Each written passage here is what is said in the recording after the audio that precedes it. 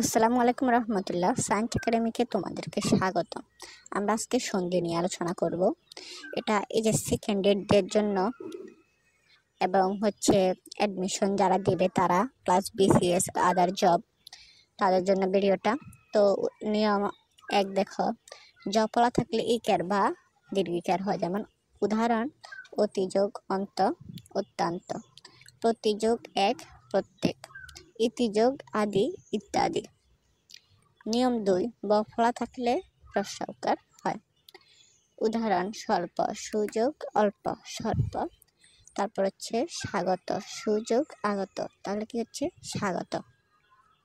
নিয়ম 3, মূল শব্দ অন্তস্থ থাকলে একার হয়, যেমন শয়ন, তালিবস্য একার সে যোগ অন, সে যোগ অন শয়ন।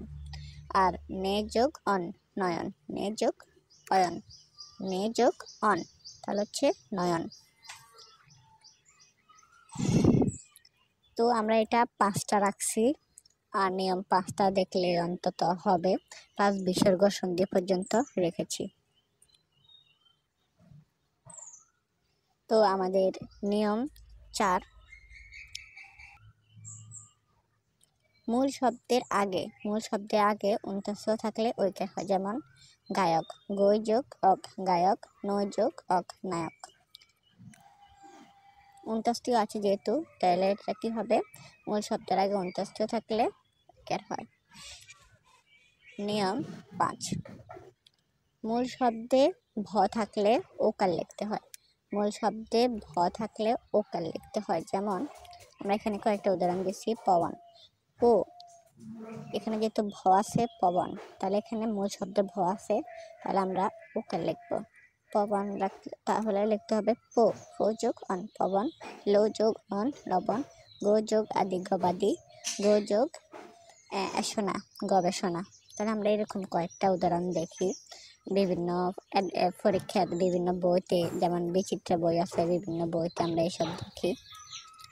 তোমার রুলস জানা থাকলে পারবা। তারপর দেখো, বিসর্গ সন্ধি তালিবাস্য মদিনাস্য দন্তাস্য হয়। নি যোগ ছয় নিশ্চয়, দু যোগ কর দুষ্কর, পুর যোগ কার পুরস্কার। তাহলে দেখো এখানে বিসর্গ সন্ধি 3টে সরা হয়, তালিবাস্য মদিনাস্য দন্তাস্য। তাহলে বিসর্গ সন্ধির উদাহরণটা কিন্তু একদম সহজ। তো তোমাদের যদি আগ্রহ থাকে যে আমি ভিডিও আরো তৈরি করতে চাই, তাহলে অবশ্যই কমেন্ট করে জানাবা এবং এই চ্যানেলটির পাশে থাকবা সবসময় নিত্য নতুন ভিডিও পাওয়ার জন্য। চট্টগ্রাম বিশ্ববিদ্যালয়ে 8 তারিখে পরীক্ষা আছে।